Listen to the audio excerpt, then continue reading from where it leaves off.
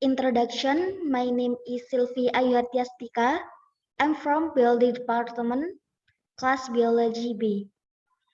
On this occasion, I will answer some Fiqih questions related to my final semester exam assignment. First, how to deal with different views in Fiqih? Different in the views of the scholars in Islam are very common, especially when it comes to Fiqih. And how do we deal with this difference? In the Quran, it has been explained that Allah Subhanahu wa Ta'ala said in An-Nisa verse 59, Bismillahirrahmanirrahim. فَإِن تَنَازَعْتُمْ فِي شَيْءٍ فَرُدُّوهُ إِلَى اللَّهِ وَالرَّسُولِ إِن كُنتُمْ تُؤْمِنُونَ بِاللَّهِ وَالْيَوْمِ الْآخِرِ ذَلِكَ خَيْرٌ وَأَحْسَنُ تَأْوِيلًا. Then if you disagree about something, then return it to Allah and the Messenger. If you truly believe in Allah and the last day, that is more important for you and better as a result. An-Nisa 59. Then, this is a great principle the very Muslim must follow, namely returning to Allah and His Messenger. What does it mean? If there is a problem with eating, the main reference is the Quran and the Sunnah. And if there is a dispute between humans, whether the main issue of religion or its branches, then the dispute should be returned according to the statement of the Quran and As-Sunnah. If there are some groups who feel that their opinions are more in line with the Quran and Sunnah, in accordance with the reservative research without any loss and fanaticism, then they should hold and believe in these opinions without blaming other opinion. Moreover, to understand it is an attack the opposite party. Number 2, how is the law of mut'ah marriage? At first, the Prophet allowed mut'ah marriage, but later the Prophet forbade it. Therefore, the permit for mut'ah marriage has been mansuh, has been prohibited or forbidden. During the transition for the Jahiliyah period, the Islamic era, the Messenger of Allah once allowed his people to marry mut'ah. That is, when Muslims at the time had to go to war and leave their wives. Some of them are people who have strong faith and are not easily tempted. However, some of them have not very strong faith and they're afraid that they will be tempted to approach adultery. Therefore, the Prophet allowed them to marry women with a certain time limit by giving her a dowry. And once again, the aim is to prevent the fighter from committing adultery, and that happens during the transition from Jahiliyah. And when the regulations regarding marriage based on Shari were formed, the Messenger of Allah forbade mut'ah marriage, as explained in the Hadith history of Muslim, Abu Dawud An-Nasai, Ibnu Majah, Ahmad, and Ibnu Hibban, below for Rabi'in bin Sarah radhiyallahu an, Rasulullah sallallahu alaihi wasallam said, which means, imagine I have permitted mut'ah marriage, and I did Allah has forbidden it until the day of resurrection. Therefore, whoever still has a mut'ah bond, Let him go immediately, and do not take what you have given to the woman you mut'ah. Number 3, how is the law for the establishment of an Islamic caliphate? There are no arguments from the Quran and Al-Hadith that clearly condemn the obligation to implement the caliphate system. Al-Quran and Hadith do not specify the technical system of the caliphate.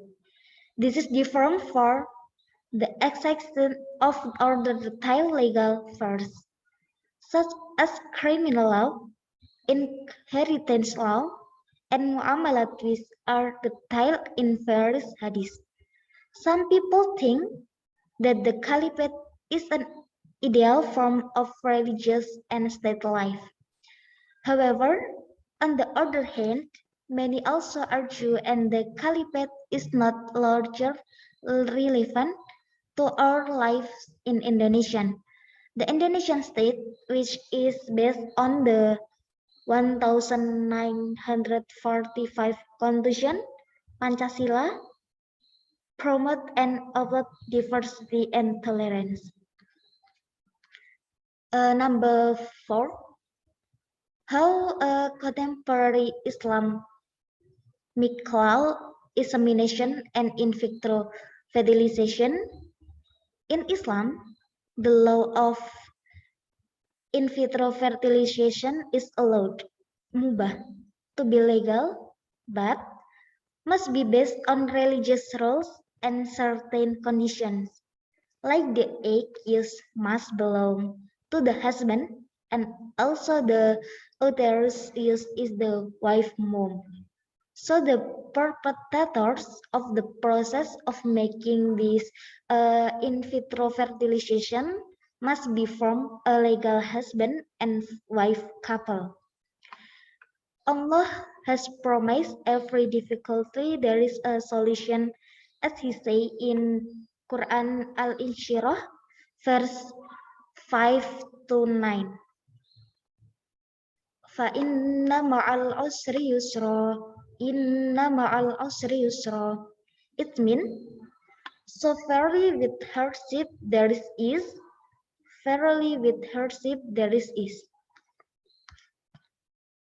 Number 5, what is the law of donation and transplanting of body part or organ to people in need? The transplant itself is a medical practice to move one of the organ on the body or treatment and must meet certain conditions. In Islam, the law of transplanting body part for the sake of treatment is allowed under certain conditions. Among the conditions are: first, there is a need that is justified by Shari. 2, no self-harms. 3, transplants performed by expert. But there is no legal reason. It is illegal. The evidence that fit this case is Surah Al-Baqarah.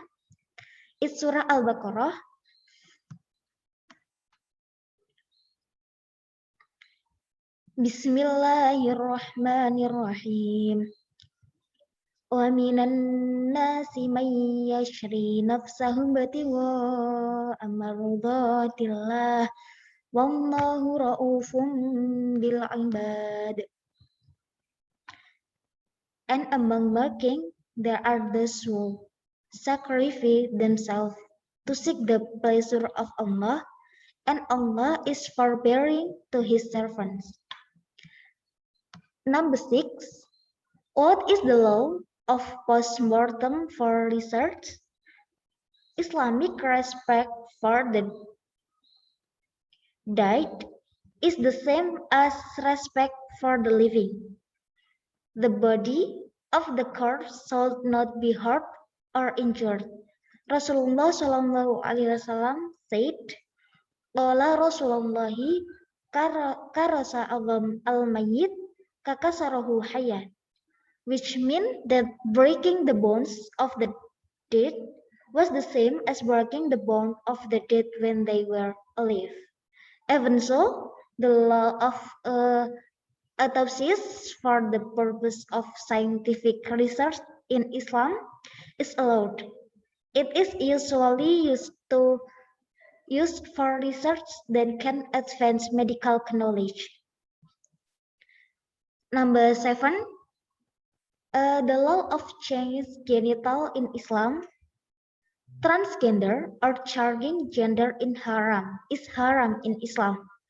Changing the genital from male to female or vice versa is done intentionally without any legal disease. However, perfecting the genital for Hansa, whose male genitalia function is more dominant or vice versa, through the process of genital enhancement surgery. It's legal permissible. In hadith, uh, la'ana in hadith, annan Nabiya sallallahu alaihi wasallam la'anal mukhannatin minal rijal wal mutarajjilat minan nisa. Meaning in that the Prophet Muhammad sallallahu alaihi wasallam calls the men who are muhannis and the women who are mutarajjilat. Narrated by Al-Bukhari and Abu Dawud. Number 8. How is cloning law in Islamic perspective? This cloning is haram according to Islamic law and should not be done. Because there are so many bad things. First, human cloning will disappear nasab, lineage, even though Islam has obligated the maintenance of lineage. Second, children who are cloned for women only without a male will not have a father. This is not accordance with a verse of the Quran. Bismillahirrahmanirrahim.